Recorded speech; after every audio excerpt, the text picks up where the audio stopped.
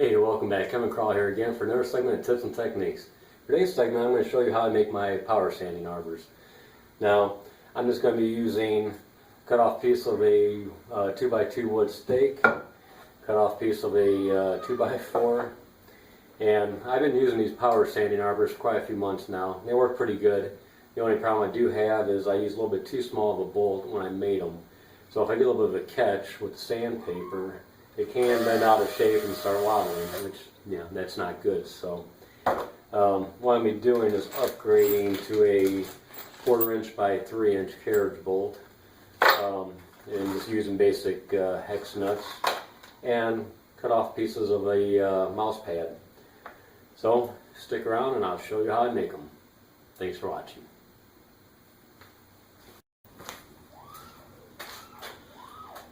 Okay, to get started, what we're going to do is find center on these blocks. Now, if you have a center finder, you can use that and mark your lines. Now, if you don't have a center finder, you can just use any straight edge and just connect your corners.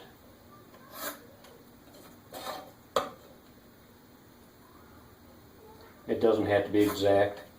A lot of times I'll even just eyeball it. I'll just eyeball down the line.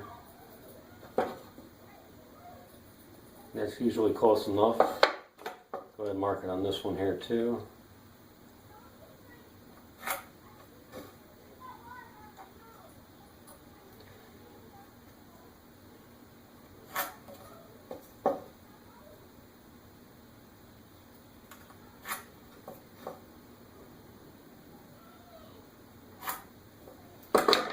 And we could head over to the drill press and we'll bore some holes. Okay, so the first thing we want to do is bore a hole so we can countersink the head of the carriage bolt. I'm just using a Forstner bit here.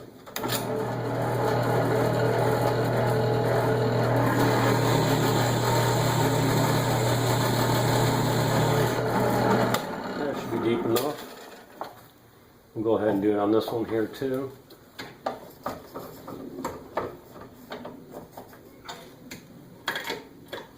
Now this one I'm going to countersink it quite a bit more so I can have enough for the bolt to be sticking through.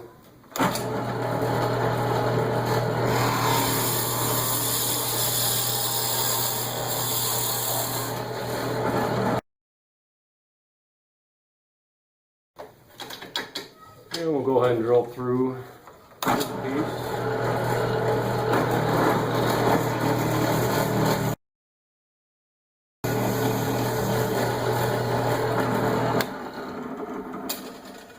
They go all the way through.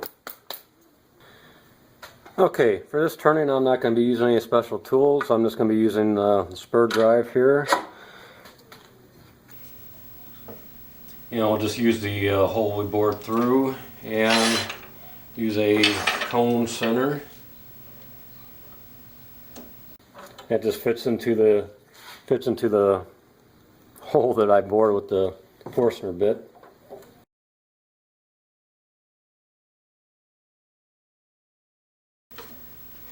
Okay, we're good to go.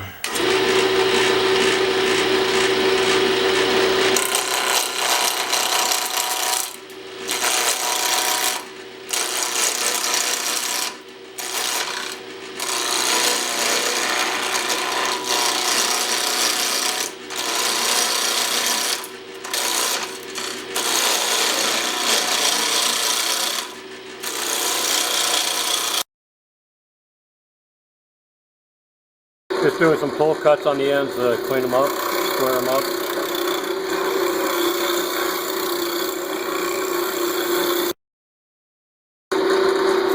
And I just want a size for my mouse pad.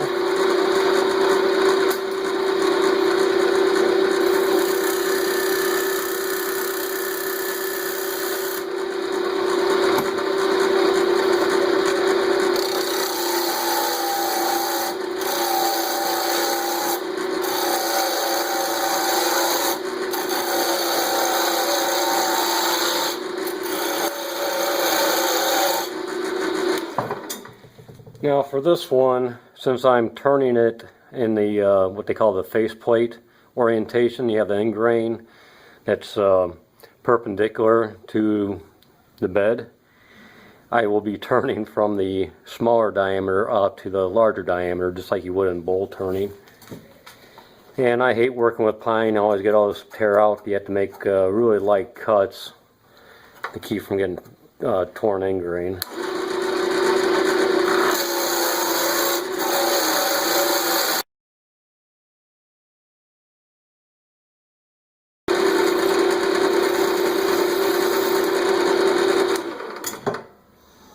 Okay, I was making lighter cuts there at the end, and you can see it helped with the torn end grain. But pine is notorious for torn end grain. I'll check the size again real quick. Yeah, that'll work. We'll go ahead and get it sanded up.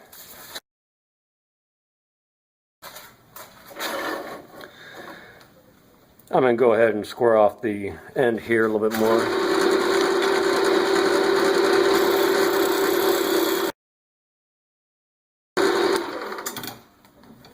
Okay, final little bit here, I'll end up sanding it off.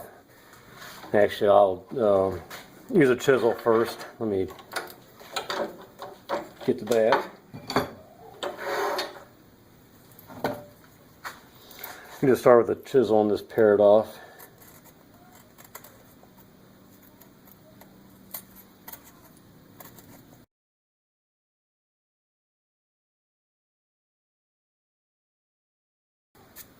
The rest of it I'll just sand off once I get it assembled. Now we go ahead and turn the other one. And actually I make batches of them at a time, so I got multiples here. Now with this one, it's in the typical spindle orientation where you have the end grains on the ends. So I will be turning from the larger diameter down to the smaller diameter.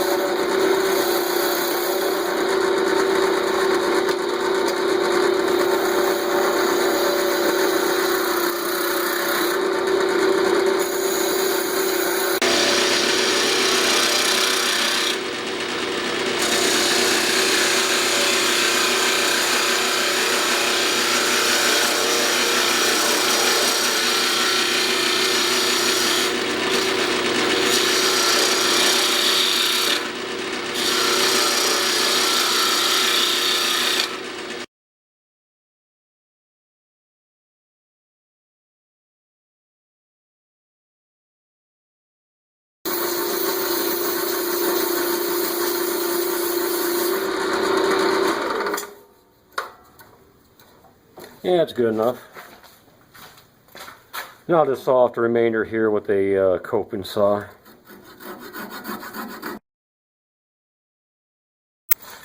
Go ahead and grab our carriage bolts, stick them in there.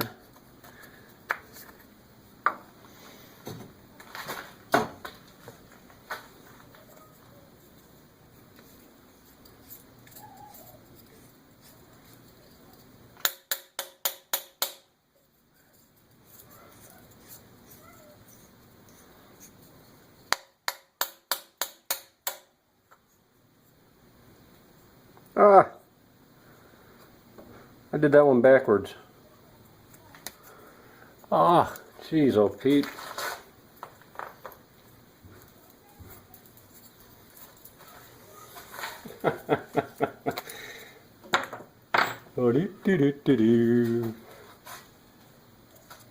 We can salvage that. I'll just bore another hole for the carriage bolt head. Ah, jeez.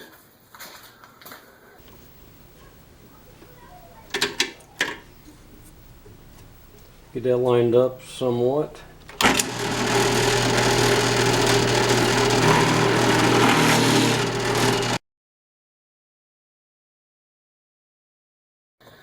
Okay, we're able to salvage that. No harm, no foul.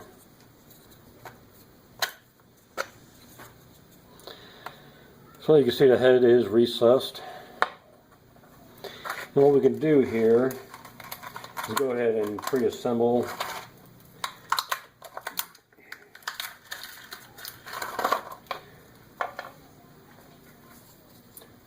these.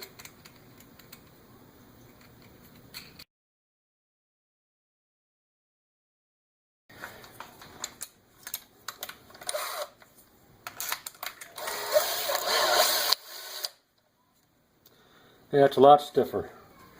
Okay, what we could do to clean up the bottom.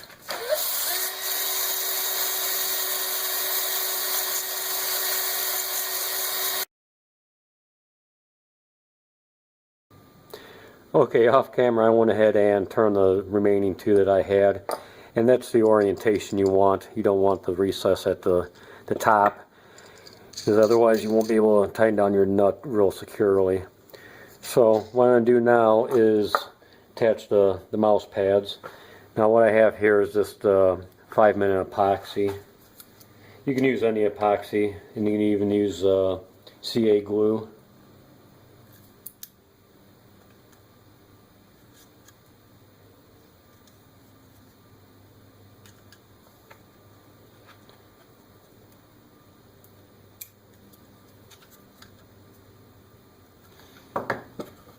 Get that mixed up. What I'm going to do first, I'm going to apply a little bit here on the threads so it can act as a thread locker. Go ahead and tighten these up real quick.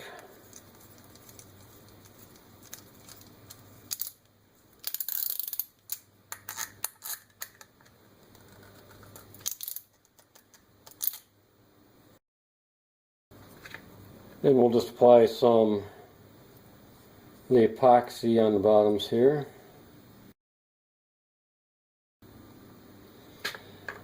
So now we have the mouse pad. We have a side with fabric and a side with rubber. You want to attach it to the side with the fabric. Just kind of eyeball it. Press it on, really seat it in there. Okay, it's been about 15 minutes and these have set up decently well. So the final step, and this step isn't completely necessary, what I'll do is mount it and then take a piece of coarse sandpaper and just sand down the mouse pad.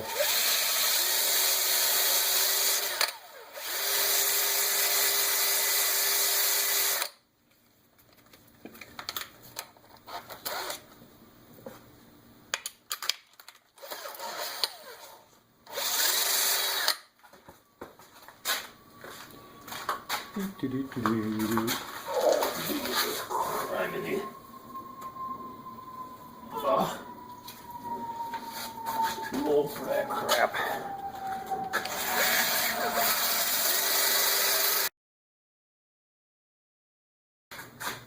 Okay, now they're ready to be used. And to attach the sandpaper, all I do is cut off a strip. Cut it into basic squares.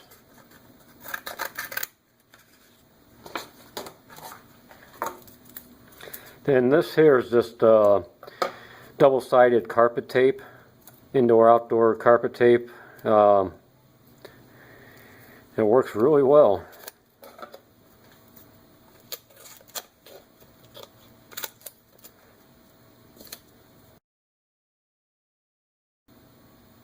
Peel off the backing paper and just stick it on there. I just crimp over the edges and it's ready to go. Now this double-sided carpet tape, it actually adheres too well sometimes, and I'll end up using a heat lamp bulb to heat it up to be able to pull it off without ripping up the mouse pad. But that's also why we want to use the rubber side to attach the double-sided tape to. If you use the fabric side, it'll pull up the fabric and it'll tear up your mouse pad. So Well, that's how I make my sanding arbors, and hope these tips helped you and will help your wood turning. So, till next time, thanks again for watching.